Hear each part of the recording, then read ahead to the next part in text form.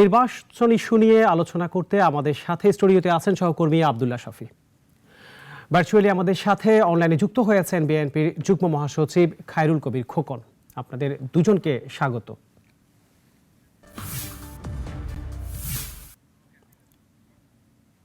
আব্দুল্লাহ শফি, আপনার কাছে জানতে চাই, আজকে আপনি জেনেছেন যে একজন উপদেষ্টা আসিফ মাহমুদ সজীব ভুঁইয়া তিনি বলেছিলেন নির্বাচনের জন্য এত মানুষ প্রাণ দেয়নি, অর্থাৎ তারা সংস্কার শেষে নির্বাচন দিতে কথা বলছেন আর কি। বিষয়টাকে আসলে আপনি কিভাবে দেখছেন? আর এর মধ্যে অর্থাৎ অন্তর্বর্তীকালীন এই সরকার যখন ক্ষমতা নেয় তার থেকে এই পর্যন্ত যে কয় মাস অর্থাৎ 4 মাসের বেশি সময় পার হয়ে গেছে, কি কি সংস্কার আসলে হয়েছে বলে আপনার মনে হচ্ছে? দেখুন, সংস্কার যাই হোক, যে মন্তব্যটি করেছেন যে নির্বাচনের জন্যই শুধুমাত্র এতগুলো লোকের প্রাণ যায়নি, যে জুলাই আগস্ট বিপ্লব হলো, গণ অভ্যুত্থান, সেই জায়গায় এই প্রশ্নটা ঠিক আপনার কাছে কি মনে হয় যে পরিস্থিতি যা দাঁড়িয়েছিল গত 16 বছরে, যে হচ্ছে একজন মানুষ যখন আদালতে যায় বিচার পায় না, পুলিশ নিরাপত্তার জন্য হুমকি হয়ে দাঁড়িয়েছিল, যদি ব্যাপারটা এরকম থাকতো যে মানুষ সবাই খুব শান্তিতে আছে, স্বস্তিতে আছে, কোনো জায়গায় সরকারি সেবা নিতে গেলে তাকে ঘুষ দিতে হচ্ছে না, কোথাও কোনো ধরনের টেন্ডার বাণিজ্য হচ্ছে না, মানুষ সুখে শান্তিতে নিরাপদে আছে, ঠিক দেশের পরিস্থিতি যদি এইরকম হতো তাহলে কি কেউ শেখ হাসিনা সরকারকে হটাতে চাইতো? এটা তো অবশ্যই না। তার মানে বোঝাই যাচ্ছে খুব সহজেই যে একটা নির্বাচন শুধুমাত্র ইস্যুজ না, নির্বাচন এই যে নির্বাচনগুলো হয়ে গেল, গত তিনটি যে নির্বাচন হয়ে গেল, সেই নির্বাচনের জন্যই শুধুমাত্র মানুষ এই সরকারের প্রতি বিক্ষুব্ধ ছিল, ব্যাপারটা কিন্তু এরকম না। নির্বাচন একটা ইস্যুস, যেই প্রতিষ্ঠানগুলো ধ্বংস করা হয়েছিল, আইন বিভাগ বলেন, বিচার বিভাগ বলেন, তারপর রাষ্ট্রের যে প্রতিষ্ঠানগুলো আছে, সেই প্রত্যেকটা প্রতিষ্ঠান ধ্বংস হয়ে যাওয়ার ফলে মানুষ এক ধরনের অস্বস্তির মধ্যে ছিল, সেই অস্বস্তির একটা পার্ট হচ্ছে নির্বাচন। মানুষ মনে করে যে যদি নির্বাচন হয় তাহলে হয়তো এই যে অস্বস্তির জায়গাগুলো আছে, আমি বিচার পাবো, আমি আদালতে গিয়ে বিচার পাবো, আমি বাজারে গিয়ে ঠিকঠাক আমার পণ্য যেই টাকা আমি রোজগার করি সৎভাবে হালালভাবে, সেই টাকা দিয়ে আমি রোজগার দিনের বাজার সদাই করতে পারবো, পরিবার নিয়ে সুখে শান্তিতে জীবনযাপন করতে পারবো। ঠিক এই জায়গায় তো মানুষ ছিল না।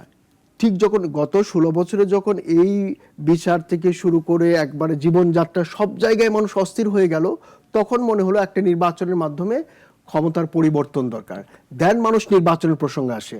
মানুষ যখন অসুবিধার মধ্যে, যদি সুবিধার মধ্যে থাকতো তাহলে কিন্তু এই প্রসঙ্গগুলো আসতো না। সেই কারণেই কিন্তু এই প্রশ্নগুলো আসছে যে এতদিন পর্যন্ত যেহেতু রাজনৈতিক দলগুলো কোনো ধরনের সংস্কার করতে পারে নাই, তার মানে আমরা আগে এই দেশের মানুষের জীবনযাত্রা সহজীকরণের জন্য সংস্কারগুলো করি, তারপর একটা স্বাভাবিক প্রক্রিয়া নির্বাচন, তারপর আমরা নির্বাচনের দিকে এগোবো। আসিফ মাহমুদ সজীব ভুঁইয়া ঠিক এই কথাটাই মনে হয় বলতে চেয়েছেন। জি আব্দুল্লাহ সাহেব, আমি এবার একটু বিএনপি যুগ্ম মহাসচিব খায়রুল কবির খোকন আপনার কাছে একই প্রশ্ন নিয়ে যেতে চাই, যেটি আসিফ মাহমুদ সজীব ভুঁইয়া বলেছেন যে নির্বাচনের জন্য এত মানুষ প্রাণ দেয়নি, কিন্তু বিএনপি থেকে বারবার এখন বলা হচ্ছে যে দ্রুত সময়ের মধ্যে নির্বাচন চাওয়া হচ্ছে। তাহলে আসলে এই বক্তব্যটাকে আপনারা কিভাবে দেখছেন? আবার আপনাদের তরফ থেকে বলা হচ্ছিল যে অন্তর্বর্তীকালীন সরকারকে আপনারা সহযোগিতা করতে চান। তাহলে একদিকে আপনারা সহযোগিতা করতে চান, আবার অন্যদিকে হচ্ছে তারা যখন সংস্কার চাচ্ছে আপনারা নির্বাচন চাচ্ছেন, বিষয়টা আসলে কিভাবে ব্যাখ্যা করবেন? ধন্যবাদ। বিষয়টি পারস্পরিক সাংঘর্ষিক নয়, তাদের দাবি রয়েছে যে সংস্কারের, আমাদেরও নির্বাচনের দাবি। শুধু এই নির্বাচনের এই দাবিটা তো নতুন নয়, এটা তো মানে আমাদের এই দেশের সাধারণ মানুষের দাবি। দীর্ঘ 16 বছর এই ফ্যাসিস্ট স্বৈরাচার এবং এই মাফিয়া সরকারের তো নির্বাচন তো দিয়েছে, সেই নির্বাচন দেখেছেন যে সেই নির্বাচন একতরফা নির্বাচন হয়েছে, জনগণ ভোট দিতে পারেনি, দিনের ভোট রাতে হয়েছে। আমরা সবাই জানি যে এই একতরফা নির্বাচন হয়েছে। নির্বাচন কমিশন থেকে শুরু করে মানে আমার পূর্ববর্তী বক্তা তিনিও বলেছেন বিচার বিভাগ, আইন বিভাগ, দেশের কোনো বিচার ছিল না, আইনের শাসন ছিল না, বিচার বিভাগের স্বাধীনতা ছিল না, দেশে একটি অরাজকতা বলতে যা বোঝা সবই ছিল। দেশে গণতান্ত্রিক সরকারের আচরণে একটি ভয়ঙ্কর ভয়াবহ স্বৈর শাসন চলছিল।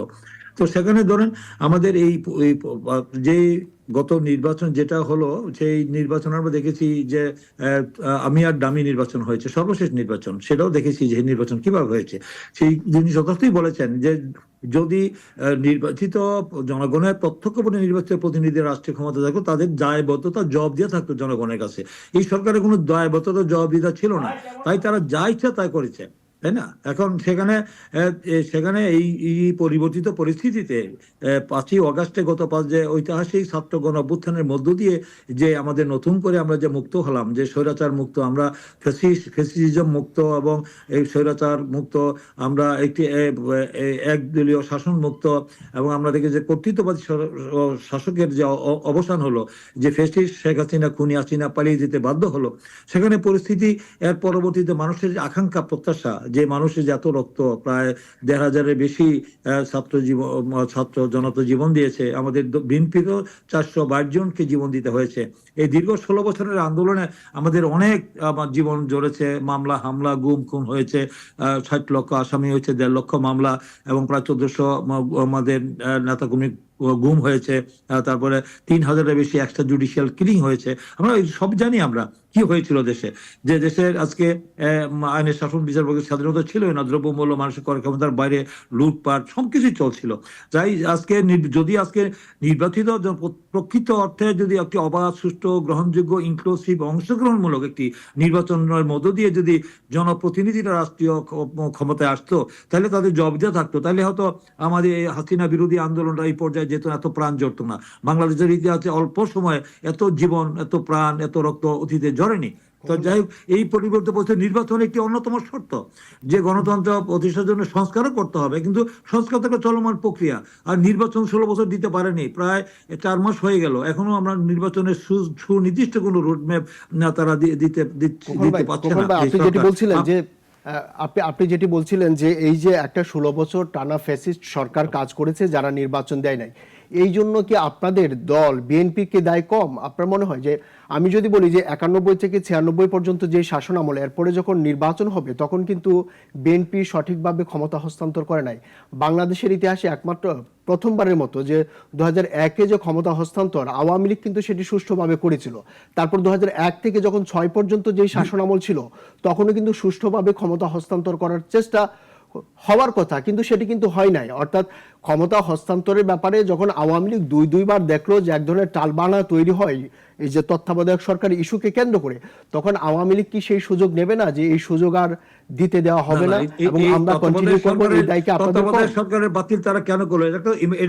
এটা সেটেল ইস্যু, একটা মীমাংসিত ইস্যু ছিল, যে একটি যে 15 অ্যামেন্ডমেন্টের মধ্যে ইস্যু বাতিলের কথা বলছেন আপনারা, যখন আপনাদের সময় সেটা যদি আজকে বহাল থাকতো, তাহলে তো আজকে এই অবস্থা হতো না, তাই না? সেটা তো অতীতে আমাদের ভুল ত্রুটি সব কম বেশি রয়েছে আমাদের মধ্যে, সেটা তো আমাদের। তারপরেও তো আমরা দেখেছেন যে আমাদের যে বিএনপি সরকারের আমলে কিন্তু গণতন্ত্র ছিল, আইনের শাসন ছিল, বিচার স্বাধীনতা ছিল, এবং জবাবদিহিতা ছিল।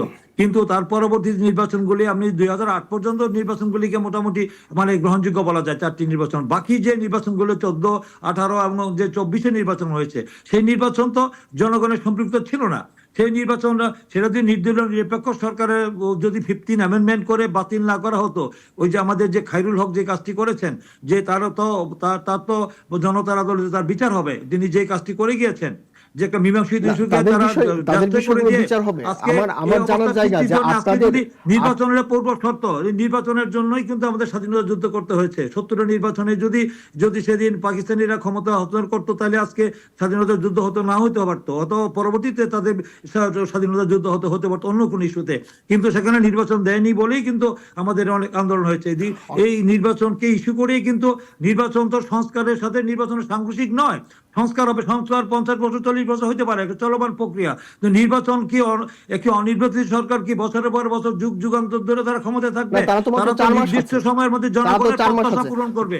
জনগণ যাকে আমরা নির্বাচন, আমরা বলেছি যে বিএনপিকে ক্ষমতা নেওয়ার জন্য, জনগণের অধিকার আদায়ের জন্য আমরা আন্দোলন করছি, এবং গণতন্ত্র পুনঃপ্রতিষ্ঠার জন্য আন্দোলন করছি। সেই গণতন্ত্র পুনঃপ্রতিষ্ঠার জন্য নির্বাচনের কি পূর্ব শর্ত? নির্বাচনের মধ্য দিয়ে আমাদের জনগণ, যাকে এই রাষ্ট্রের মালিক, ভূখণ্ডের মালিক জনগণ, তাই জনগণের অধিকার প্রতিষ্ঠার জন্য একটি অবাধ, সুষ্ঠু, নিরপেক্ষ, স্বাধীন নির্বাচন কমিশনের অধীনে নির্বাচন অত্যন্ত জরুরি। যত দীর্ঘায়িত হবে ততই জটিলতা সৃষ্টি হবে, অস্থিতিশীল পরিস্থিতি তৈরি হবে, ষড়যন্ত্র চক্রান্ত হবে, তারা এই সরকার তো মানে সেইভাবে করতে পারছে না। নির্বাচিত সরকাররা যেভাবে দেশ পরিচালনা করে, অনির্বাচিত সরকারের পক্ষে দেশ পরিচালনার অভিজ্ঞতা কম, তাই তাদেরকে জনাব আমরা খোকন, আমাদের প্রতিপক্ষ মনে করি আমার না। একটু জানার আমরা আছে আপনার তাদেরকে কাছে। প্রতিপক্ষ মনে করি না, তাদেরকে আমরা বলছি সহযোগিতা করতে চাই। আমরা সব ধরনের রাজনৈতিক দল হলো স্টেক হোল্ডার, জনগণের সাথে সম্পৃক্ততা আমাদের রাজনৈতিক দলের। তাই রাজনৈতিক দলের সাথে আলোচনা করে দ্রুত সময়ের মধ্যে, অতীতে আমরা দেখেছি যে 96-এর, 91-এর এবং 2003 মাসের বেশি সময় লাগেনি তত্ত্বাবধায়ক সরকার ওদের নির্বাচন করতে। তাই এই জন্য প্রায় জনাব 1.5-2 খোকন, বছর সময় আমার কেন একটু লাগবে? জানার আছে, সেটি হচ্ছে আপনারা তো ন্যূনতম সংস্কারের কথা বলছেন, কিন্তু আপনাদের দল থেকেও তো সেই ন্যূনতম সংস্কারগুলো আসলে কি কি হবে সেটিও আমরা পরিষ্কার করছেন সংস্কারের না। মধ্যে ইতিমধ্যে আমাদের রাষ্ট্র মেরামতের আমরা রূপরেখা দিয়েছি। 31 দফা রাষ্ট্র মেরামতের যে আমাদের রূপরেখা আমরা ইতিমধ্যে আপনারা দেখেছেন যে আমাদের এই জাতীয় সরকার এবং দ্বিকক্ষ বিশিষ্ট জাতীয় সংসদ এবং আমাদের রাষ্ট্রপতি এবং প্রধানমন্ত্রীর মধ্যে ভারসাম্য নিয়ে আসা উল্লেখযোগ্য এই বিষয়গুলো কিন্তু কিন্তু সেটা কি আপনি একটু আগে যেটি বললেন 3 মাস 4 মাস বা 1 বছর এই সময়ের মধ্যে আসলে সম্ভব কিনা যে আপনাদের যে 31 দফা বা রূপরেখার কথা বলছেন? আমাদের এর আগে আমাদের 2016-তে আমাদের দেশনেত্রী বেগম খালেদা জিয়া বিএনপি চেয়ারপারসন আমাদের 2030 ভিশন দিয়েছিলেন। তার আগে 27 দফা দেওয়া হয়েছিল। আমরা কিন্তু পরবর্তীতে দলের অ্যাক্টিং চেয়ারম্যান আমাদের তারেক রহমান, উনি কিন্তু 31 দফা প্রণয়ন করেছেন। দেখেছেন 31 দফা রাষ্ট্র মেরামতের যে সংস্কারের যে বিষয়গুলো, সেখানে সমস্ত কিছু উল্লেখ রয়েছে। এটা দীর্ঘদিন আগেই আমরা দিয়ে আসছি, নতুন কিছু নয়। তাই আজকে নতুন করে রাষ্ট্র এটা নির্বাচিত প্রতিনিধিরা আগামী জাতীয় সংসদে গিয়ে তারা সেখানে ইয়ে করবেন, মানে আমাদের আরো উল্লেখযোগ্য সংস্কার করবেন। এখন সংস্কারের মধ্যে এই সরকারের যে ব্যর্থতা রয়েছে, এখন কিছুটা ব্যর্থতা আমি বলবো যে এখনো পর্যন্ত দৃশ্যমান হয়নি যে নির্বাচনের কোনো কার্যক্রম দৃশ্যমান হয়নি। খোকন ভাই, আমি আপনার সঙ্গে বলবো, আপনার কথাগুলো শুনবো, তবে আমি একটা বিষয় জানতে চাই যে হচ্ছে স্বাধীন বাংলাদেশের ইতিহাসে অনেকগুলো সরকার সংস্কার প্রস্তাবনা দিয়েছে, শুধু স্বাধীন বাংলায় না, এর আগেও শেরে বাংলা একে ফজলুল হক কিন্তু নানা ধরনের সংস্কারের কথা বলেছিল। বাংলাদেশের হিস্ট্রিতে সংস্কারের প্রস্তাবনা হয়েছে, কিন্তু সংস্কার রাজনৈতিক দলগুলো করতে পেরেছে এরকম নজির কি আপনি খুব বেশি দেখাতে পারবেন? আমি আপনাকে বলি, 2001 সালে যে বিএনপির যে ইশতেহারগুলো ছিল এবং প্রত্যেকটা রাজনৈতিক দল যে ইশতেহারগুলো নির্বাচনের সময় দেয়, সেই ইশতেহারগুলো দেয় সংস্কারকে কেন্দ্র করে, যে মানুষের জীবনযাত্রা অনেক বেশি সহজীকরণ হবে, এই কারণে আমরা এই কাজগুলো করব, এই সংস্কারগুলো নিয়ে আসব। কিন্তু 2001 সালে আপনাদের ইশতেহার কি ছিল আপনার কি মনে আছে? আচ্ছা, আমি একটু বলি যে আপনাদের 2001 সালে আপনাদের ইশতেহার ছিল যে হচ্ছে সংসদের আসন সংখ্যা বাড়ানো হবে, মুক্তিযোদ্ধা প্রবাসী তৈরি পোশাক শিল্পের আলাদা মন্ত্রণালয় করা হবে। এইসব 30 দফা ছিল তখন 2001 সালের সেই সংস্কার প্রস্তাবে বা ইশতেহারে। এর মধ্যে 500 আসন আপনারা করতে পারেননি। প্রধানমন্ত্রী, মন্ত্রী, এমপিদের সম্পদের হিসাব দেয়া আপনারা ওই 5 বছরে পারেন নাই। বিচার বিভাগকে বলছিলেন পৃথকীকরণ করবেন, করেন নাই। রাষ্ট্রায়ত্ত রেডিও টেলিভিশন এগুলো স্বায়ত্ত শাসনের কথা ছিল, হয় নাই। স্থায়ী পে কমিশন হবে, হয় না। গঙ্গার পানি চুক্তি হয় নাই, পার্বত্য চুক্তির নতুন সমস্যা হয় নাই, ইন্টারনেট ভিলেজ হয় নাই, সবার জন্য বিদ্যুৎ হয় নাই, বেসরকারি বিশ্ববিদ্যালয় সরকারিকরণ হয় নাই। এই সংস্কারগুলো হয়েছিল কি? জেলা পরিষদ, উপজেলা পরিষদ, গ্রাম সরকার করেছিলেন। সংসদে নারী আসন বাড়ানো 30টি থেকে 45 করেছিলেন। স্বাধীন দুর্নীতি দমন কমিশন প্রতিষ্ঠা করেছিলেন। আপনারা কিন্তু সেই আগে যেই সংস্কারগুলোর কথা বলেছেন, এই সংস্কারগুলো কিন্তু সংসদীয় গণতন্ত্রের উত্তরণ আমাদের সময় হয়েছিল। এই ধরনের সংস্কার প্রস্তাবনা কিন্তু প্রত্যেকটা রাজনৈতিক দলেই দেয়, কিন্তু কোন রাজনৈতিক দলেই শেষ পর্যন্ত গিয়ে এই যে জনগণের মানে জীবনযাত্রা সহজ হবে সেই কাজগুলো কিন্তু করতে পারে নাই। যদি করতে না পারে তাহলে নির্বাচনে যদি জনগণের দাবি যারা পূরণ করতে পারবে না, সেই রাজনৈতিক দল জনগণের কাছে প্রতিশ্রুতি অঙ্গীকার করে যদি সেই তাদের যে ইশতেহারে যা ঘোষণা করা হবে, আমাদের যেমন 31 দফা ঘোষণা করেছি, 31 দফা ঘোষণা করার পরে যে জনগণের ম্যান্ডেট নিয়ে যদি রাষ্ট্র পরিচালনার দায়িত্বে আগামী দিনে বিএনপি যায়, যদি জনগণের সেই দাবি পূরণ করতে ব্যর্থ হয়, জনগণ প্রত্যাখ্যান করবে আগামী নির্বাচনে। তাই জনগণের কাছে আমার কমিটমেন্ট থাকতে হবে, আমার অঙ্গীকার থাকতে হবে। আমি জাতির জন্য, দেশের জন্য, জনগণ কি করতে চাই সেই সুনির্দিষ্ট প্রস্তাবনা আমাদের 31 দফার মধ্যে রয়েছে, তাই না? তো সেটা আমরা করেছি। অতীতে আমরা সংসদীয় গণতন্ত্র উত্তরণ থেকে শুরু করে আমাদের অনেক দাবি দাওয়া আমরা বাস্তবায়ন করেছি। সেখানে এই মুহূর্তে আমি সব বলতে পারবো না, কিন্তু আমাদের এই দেশের আমাদের কিছু সীমাবদ্ধতা থাকা সত্ত্বেও কিন্তু সেই দাবি পূরণ আমরা চেষ্টা করেছি। যে আমাদের চেষ্টা করি তা নয়, কিন্তু গণতান্ত্রিক সরকারই তো সেটা করবে, অনির্বাচিত সরকার করবে না, কোনো স্বৈরাচার করবে না, ফ্যাসিস্ট সরকার করবে না। তাই না? তাহলে সেখানে গণতান্ত্রিক সরকারের কাছে মানুষের ম্যান্ডেট দিয়ে যে এই সরকার, যে দল রাষ্ট্রীয় পরিচালনায় আসবে, তারা আগামী দিনে জনগণের কল্যাণে তারা দায়িত্ব পালন করবে এবং সেটাই বিধিবিধান। আমাদের সংবিধান অনুযায়ী দেশ চলবে এবং সংবিধান সংশোধন এই সংস্কারগুলা আগামী জাতীয় সংসদে গিয়ে সেখানে পাশ করতে হবে, অনুমোদন নিতে হবে, তাই না? তো সেখানে তারা যে উল্লেখযোগ্য সংস্কারের মধ্যে আমি মনে করি যে নির্বাচনের অন্যতম একটি উপাদান। সেই নির্বাচনের মধ্য দিয়ে এই আমাদের জনগণের প্রত্যাশা আমার পূরণ যে পুরোপুরি হবে সেটা বলছি না, সেটা মানুষের আকাঙ্ক্ষা, আশা আকাঙ্ক্ষা প্রত্যাশাটা বাস্তবায়ন করার জন্য রাজনৈতিক দলই করবে। এই যে অন্তর্বর্তীকালীন সরকার, সেটাকে এই যে ছাত্র গণঅভ্যুত্থানের মধ্য দিয়ে আসছে, তাদের কাছে জনগণের আশা আকাঙ্ক্ষা প্রত্যাশা অনেক বেশি, তাই না? সেই প্রত্যাশা অনুযায়ী যদি সে বাস্তবায়ন করতে, আমরা দেখতে পাচ্ছি যে অনেক বিষয়ে তারা তারা সঠিক সিদ্ধান্ত নেওয়ার ক্ষেত্রে কিছু তাদের দোদুল্যমানতা রয়েছে। তারা সঠিকভাবে দেশ পরিচালনার ক্ষেত্রে তারা চেষ্টা করছে, কিন্তু বাস্তবায়ন করতে পারছে না, কারণ তাদের প্রতি প্রশাসন বলে জনগণের সেই আস্থার জায়গাটা এখনো তারা নিশ্চিত করতে পারছে না, কারণ তারা তো অন্তর্বর্তীকালীন নির্দিষ্ট সময়ের মধ্যে থাকবেন, নির্বাচন দিয়ে তারা সসম্মানে বিদায় হয়ে যাবেন। এই তারা নির্বাচিত সরকারের কাছে ক্ষমতা দিবেন যে এই জনগণ যাকে নির্বাচিত করবে, যারা ভোট দিয়ে আসবে, একটা দিনের ভোট যেন রাতে না হয় এবং সেখানে অবাধ সুষ্ঠু নিরপেক্ষ নির্বাচনের মধ্য দিয়ে, নির্বাচনের জন্য দীর্ঘদিন লড়াই হয়েছে, সংগ্রাম হয়েছে, আমাদের অত্যাচার, নিপীড়ন, নির্যাতন, মামলা হামলা, নির্যাতন হয়েছে। দেশ থেকে আপনারা জানেন যে 27 লক্ষ কোটি টাকা বিদেশে পাচার হয়েছে এবং 18 লক্ষ কোটি টাকা বৈদেশিক ঋণের বোঝা চাপিয়ে দিয়েছে। এবং আমরা দেখেছেন যে প্রতিনিয়ত দৈনিক পত্রিকায় বাংলাদেশ ব্যাংক লুট হয়েছে, শেয়ার মার্কেট লুট হয়েছে।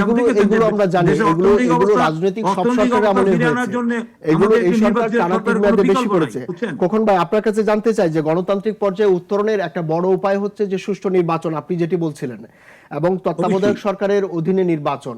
তত্ত্বাবধায়ক সরকারের অধীনে নির্বাচন কিন্তু তখনই হয় যখন রাজনৈতিক কাঠামো বা রাজনৈতিক দলগুলো নিজেদের উপর আস্থা রাখতে পারে না। কারণ গত কয়েক বছরে যখন তত্ত্বাবধায়ক সরকার বাংলাদেশে শুরু হয় 91 থেকে এখন পর্যন্ত যতবার তত্ত্বাবধায়ক সরকার এসেছে, সবসময় কিন্তু রাজনৈতিক দলগুলোর প্রতি দুর্বলতার কারণেই এসেছে। এখন আপনি যে সুষ্ঠু একটা গণতান্ত্রিক প্রক্রিয়ার কথা বলছেন, যদি বাংলাদেশকে সেই পর্যায়ে আপনি উন্নতি করতে চান, তাহলে তো দলীয় সরকারের অধীনে নির্বাচনের প্র্যাকটিসটা করতে হবে। সেই একটা প্র্যাকটিস কিন্তু আইনের মাধ্যমে এসেছিল। সেই এখন যদি আপনার নির্বাচন কমিশনকে, যে দলীয় সরকারের অধীনে থেকে নির্বাচন, বাট এটার জন্য যে নির্বাচন কমিশনের যে সংস্কার, সেই জায়গায় কেন আপনারা থাকতে পারছেন না? মানে আপনাদের সেই ভয়টা কোথায় যে তত্ত্বাবধায়ক ছাড়া আপনাদের অধীনে একটা সুষ্ঠু নির্বাচন করা যাবে না? না, আমি বলতেছি নির্দলীয় নিরপেক্ষ সরকারের অধীনে, তত্ত্বাবধায়ক সরকারের অধীনে নির্বাচন এই দেশে হওয়ার ক্ষেত্রে একটু ঐক্যমত তৈরি হয়েছে এবং সকল রাজনৈতিক দল, জনগণও চায় যে অবাধ সুষ্ঠু জনগণের আস্থার জায়গাটা আরো মানে করার জন্য, মানে পুরো আস্থা বিশ্বাসের জায়গাটা আরো সুদৃঢ় করার জন্য তত্ত্বাবধায়ক সরকার আরেকটা খুবই দরকার। তারপরে যদি কোনো, তো আমরা মনে করি যে এই তত্ত্বাবধায়ক সরকারের অধীনে নির্বাচন করার ক্ষেত্রে আমাদের কোনো, আমাদের দল থেকে আমরা বারবার বলে আসছি যে দলীয় সরকারের অধীনে নির্বাচন করার ক্ষেত্রে যেহেতু জনগণের আস্থার সংকট রয়েছে, তো সেখানে অতীতে আমরা দেখেছি দলীয় সরকারের অধীনে কোনো নির্বাচন সঠিকভাবে সুষ্ঠুভাবে হয়নি। তাই তত্ত্বাবধায়ক সরকারের অধীনে নির্বাচনটা গ্রহণযোগ্য, আন্তর্জাতিক দেশীয় আন্তর্জাতিকভাবে এটা গ্রহণযোগ্যতা পেয়েছে অতীতে, আগামী দিনেও পাবে বলে আমি আশাবাদী। এই তত্ত্বাবধায়ক সরকারের অধীনে নির্বাচনটা হওয়াটা আমি মনে করি যে জাতির জন্য, দেশের জন্য, গণতন্ত্রের জন্য অপরিহার্য। তাই আমার আবার সেইটাকে পুনর্বহাল করা আমার খুবই জরুরি মনে করি যে সুযোগ পাবে না মাথাচাড়া দিয়ে ওঠার। জি জনাব খোকন, আপনাদের কাছে জানতে চাই যে আপনারা তো নির্বাচন চাচ্ছেন, এটা খুবই স্বাভাবিক, চাইতেই পারেন আপনারা নির্বাচন, কিন্তু অন্তর্বর্তীকালীন সরকারের তরফ থেকে আমি প্রশ্নটা করি, অন্তর্বর্তীকালীন সরকারের পক্ষ থেকে একটি টাইমলাইন তারা দিয়েছে, বলছে 25 শেষে, মানে এই দেশের 10% জনগণ, সংখ্যাগরিষ্ঠ জনগণ চাবে নির্বাচন, শুধু বিএনপি চাচ্ছে না, বিএনপির দাবি না এটা। ধরে নিলাম নির্বাচন চাচ্ছেন, কিন্তু আপনাদের তরফ থেকে বলা হচ্ছে যে দ্রুত নির্বাচন। অন্তর্বর্তীকালীন সরকার একটি টাইম ফ্রেম অবশ্যই দিয়েছে যে 25 ডিসেম্বরের অথবা 26 মাঝামাঝি সময়ের মধ্যে হতে পারে নির্বাচনটি, কিন্তু আপনারাও তো পরিষ্কার করছেন না যে ন্যূনতম সময় কতটুকু দিতে চান। আপনারা বলছেন তাদের টাইম ফ্রেমটা ধোঁয়াশা করলো, তাহলে আপনারা কি সঠিক স্থানে আছেন? এই এই উল্লেখযোগ্য যেই সংস্কারগুলি না করলেই নয়, এটা 6 মাসের বেশি সময় লাগার কথা নয়। তারপরে এই সময়ের মধ্যে যতই বেশি দিন গড়াবে ততই জটিলতা সংকট বাড়তে থাকবে এবং আমাদের ষড়যন্ত্র, দেশীয় আন্তর্জাতিক ষড়যন্ত্র হচ্ছে। অস্থিতিশীল পরিস্থিতি তৈরি হলে যা রাষ্ট্রের জন্য, দেশের জন্য, গণতন্ত্রের জন্য আবার হুমকি হতে পারে। আবার স্বৈরাচারী পতিত স্বৈরাচার ফেসিস্টরা ভারতে বসে বিভিন্ন জায়গায় হাসিনার দোসররা, প্রেতাত্মারা অনেক ষড়যন্ত্র লিপ্ত রয়েছে। তাই আমরা মনে হয় যে এই দেশের স্বার্থে যে রক্ত দিয়েছে, যে জীবন দিয়েছে যারা, সেটাকে যদি আমাকে সার্থক করতে চায়, আমরা যদি অর্থবহ করতে চাই, তাহলে নির্বাচনটা আমার মনে হয় যে দীর্ঘায়িত না করে আমাদের যত দ্রুত সময়ের মধ্যে, আমরা কোনো নির্দিষ্ট টাইম বসি না যে আগামী 1 মাসের মধ্যে করতে হবে, আমরা বলছি যত দ্রুত সময়ের মধ্যে করা যায় ততই ভালো। কিন্তু দীর্ঘ সময় হলে এটার জন্য, জাতির জন্য, দেশের জন্য এটা অকল্যাণকর হবে এবং এরা আবার সেই অন্য একটা অপশক্তি একটা আবার মাথাচাড়া দিয়ে উঠতে পারে। তাই আমি মনে করি যে দেশের স্বার্থে, গণতন্ত্রের স্বার্থে এবং জনগণের স্বার্থে অতি দ্রুত নির্বাচন করলে, জনগণের ক্ষমতা জনগণের হাতে যদি ফিরে দেওয়া হয়, তাহলে আমার মনে হয় যে এই দায়বদ্ধতা, জবাবদিহিতার জায়গাটা আরো পরিষ্কার হবে এবং দেশের মানে রাজনৈতিক একটা স্থিতিশীল পরিস্থিতি তৈরি হবে। একটা অস্থিতিশীল পরিস্থিতির দিকে দেশ দাবিত হতে পারে, এই আশঙ্কা রয়েছে। তাই আমি মনে করি যে অন্তর্বর্তীকালীন সরকার আমাদের প্রতিপক্ষ নয়, আমরা তাদেরকে সব ধরনের সহযোগিতা করতে চাই। অ্যাক্টিং চেয়ারম্যান আমাদের তারেক রহমান সাহেব বলছে এটা আমাদেরই সরকার, এই সরকারকে কোনো অবশ্যই ব্যর্থ হতে দেওয়া যাবে না। এই সরকার আমরা সহযোগিতা করতে চাই, কিন্তু সেই সহযোগিতা করতে চাই, কিন্তু সেই সরকারও, ওই অন্তর্বর্তীকালীন সরকারের উচিত আমাদের সাথে আলোচনার প্রেক্ষিতে, রাজনৈতিক আলোচনার প্রেক্ষিতে দ্রুত সময়ের মধ্যে নির্বাচন দিয়ে তারা জনগণের জনগণ চায়। কিন্তু অনেকেই মনে করেন, খোকন ভাই, অনেকেই মনে করেন যে হচ্ছে এই গত 4 মাসে বিএনপির যে চেহারা উন্মোচিত হয়েছে, অর্থাৎ ফ্যাসিস্ট সরকার হাসিনা পতনের পর একেবারে কেন্দ্র থেকে তৃণমূল, গ্রামে গঞ্জে, প্রান্তিক পর্যায়ে আওয়ামী লীগ যে ধরনের কাজগুলো করতো, ঠিক এখন এই কাজগুলো বিএনপি করছে। অর্থাৎ ধীরে ধীরে বিএনপির চরিত্র উন্মোচিত হচ্ছে। অনেকেই বলছেন রাজনৈতিক, সেই কারণে বিএনপি নিজেদের স্বার্থে খুব দ্রুত নির্বাচনটা চাচ্ছে। বিএনপি এই দেশে অতীতে আরো 4-5 বার জনগণের প্রত্যক্ষ ম্যান্ডেট রায় নিয়ে ক্ষমতায় আসছে, মানে রাষ্ট্র পরিচালনার দায়িত্বে আসছে। আগামী দিনেও যদি অবাধ, সুষ্ঠু, নিরপেক্ষ নির্বাচন হয়, বিএনপি নিরঙ্কুশ সংখ্যাগরিষ্ঠ আসনে বিজয়ী হবে। তাই একটি পক্ষ এই বিএনপির বিরুদ্ধে অপপ্রচার কুৎসা রটিয়ে বিএনপির ভাবমূর্তিকে, বিএনপির ইমেজকে ক্ষুণ্ণ করার চেষ্টা চালাচ্ছে। আমি মনে করি না এগুলোর পিছনে কোনো যৌক্তিক কোনো কারণ আছে। এটা সম্পূর্ণ বানোয়াট এবং এটা তারা ইন্টেনশনালি বিএনপির ভাবমূর্তি নষ্ট করার জন্য এগুলো একটু অপপ্রচার চালাচ্ছে আর কি। জি, জনাব খোকন, আপনি তো জানেন, আপনি বলছিলেন যে পতিত সরকার, যে তাদের যে বিচার প্রক্রিয়া, সেটি নিশ্চয়ই অন্তর্বর্তীকালীন যে সরকার যে সময় আপনারা দিতে চান, সেই সময়ের মধ্যে নিশ্চয়ই বিচার প্রক্রিয়া সম্পন্ন করা সম্ভব না। আমি যদি সাবেক প্রধানমন্ত্রীর কথা বলি, শেখ হাসিনার কথা যদি বলি, সেই ক্ষেত্রে আপনাদের দল যদি ক্ষমতায় আসে, কোন প্রক্রিয়ায় আপনারা এই বিচার কাজটি সম্পন্ন করবেন? না, আমরা প্রচলিত আইন অনুযায়ী যারা এই গণতন্ত্রকে হত্যা করেছে, যারা গুম খুনের সাথে সম্পৃক্ত হয়েছে, যারা অর্থ বা বিদেশে পাচার করেছে, যারা রাষ্ট্রীয় প্রতিষ্ঠানকে ধ্বংস করেছে, তাদের বিচার অবশ্যই করতে হবে। এবং যারা এই 3টা নির্বাচনকে তারা একতরফা করেছে, এই 3টা নির্বাচনের, গত 3টি নির্বাচনের কারণে দেশের আজকে এই অধপতন হয়েছে, যে দেশের যে ক্ষতি হয়েছে, তাদেরকেও বিচারের আওতায় আনতে হবে। এবং খুনের বিচার শেখ হাসিনাকেও আমাদের বর্তমান সরকার ভারতকে চিঠি দিয়েছে, তাকে বাংলাদেশে ফিরে এনে তাকে বাংলাদেশের আইন অনুযায়ী তাকে প্রচলিত আইনে তাকে বিচার করার জন্য, এই জন্য এই সরকারকে, এই অন্তর্বর্তী সরকারের আমরা আন্তরিক অভিনন্দন, ধন্যবাদ জানাই যে তারা সেই উদ্যোগটা নিয়েছেন। এবং তাদের বিচার হতে হবে, দৃষ্টান্তমূলক শাস্তি হতে হবে। বাংলাদেশে যেন ইন ফিউচারে আর কোনো ফ্যাসিস্ট, আর কোনো দানবীয় সরকার, মাফিয়া সরকার, আর কোন ফ্যাসিস্ট সরকার যেন রাষ্ট্রীয় ক্ষমতা দখল করার সুযোগ না পায়, তার থেকে শিক্ষা নেওয়া উচিত। তাই এই জন্য যেমন আগামী দিনে যেই সরকার, তাদেরকেও সেই পথ অনুসরণ করতে হবে। বর্তমান এই অন্তর্বর্তীকালীন সরকার এই দৃষ্টান্তগুলি স্থাপন করে যাবেন, যেন আগামী দিনে এই বাংলাদেশের পৃথিবীর মাতৃত্বে যেন একটা গণতান্ত্রিক রাষ্ট্র হিসেবে যেন মানে একটি মানে সম্মানের জায়গায় আমরা দাঁড়াতে পারি। আমার বাংলাদেশে যেন আর কোনো ফ্যাসিস্ট স্বৈরাচারের মানে কোনো রকম দখল করতে না পারে, মানুষের ভাগ্য নিয়ে ছিনিমিনি খেলতে না পারে। সেই বিষয়গুলি আমাদের দল থেকে এই বিষয়ে আপনারা জানেন সুস্পষ্টভাবে আমাদের অ্যাক্টিং চেয়ারম্যান তারেক রহমান তার বক্তৃতায় বিবৃতি দেখেছেন যে গণতন্ত্রকে সুসংগত করার জন্য, গণতন্ত্র পুনরুদ্ধারের জন্য এই সরকার সহযোগিতা করার জন্য সব ধরনের মানে আমাদের দলের অভ্যন্তরে অভ্যন্তর যদি কোনো রকম আমাদের দল নাম মাঙ্গিয়ে কারা যদি কোনো চাঁদাবাজি মাস্তানি বা দলের কোনো আধিপত্য বিস্তার করার চেষ্টা, তাদেরকেও তাদের বিরুদ্ধে ইতিমধ্যে 1200-এর মতো আমাদেরকে দলের নেতা কর্মী কাদেরকে বহিষ্কার করা হয়েছে, তাদের বিরুদ্ধে ব্যবস্থা নেওয়া হয়েছে, যে দলে যারা দলের স্বার্থ পরিপন্থী কর্মকাণ্ডে লিপ্ত হয়েছে। তাই আমাদের দলের জিরো টলারেন্স এই অন্যায় অত্যাচারের বিরুদ্ধে। আমরা অতীতে আওয়ামী লীগ সরকার যে অপকর্ম করেছে, দেশকে যে একদলীয় শাসন ব্যবস্থা কায়েম করার জন্য যত লুটপাট দুর্নীতি করেছে, বিএনপি আর এই কেউ করবে না বলে আমরা দিয়েছি। আমাদের দল থেকে সে অঙ্গীকার প্রতিশ্রুতি বারবার দেওয়া হচ্ছে। এই বিষয়গুলো আগামী দিনে ধন্যবাদ জনাব খায়রুল কবির খোকন আমাদের সাথে যুক্ত হওয়ার জন্য, সেই সাথে ধন্যবাদ আব্দুল্লাহ শাফি আমাদের সাথে যুক্ত হওয়ার জন্য। Double million offer Walton fridge কিনে পেতে পারেন 20 লক্ষ টাকা, রয়েছে কোটি কোটি টাকার নিশ্চিত উপহার।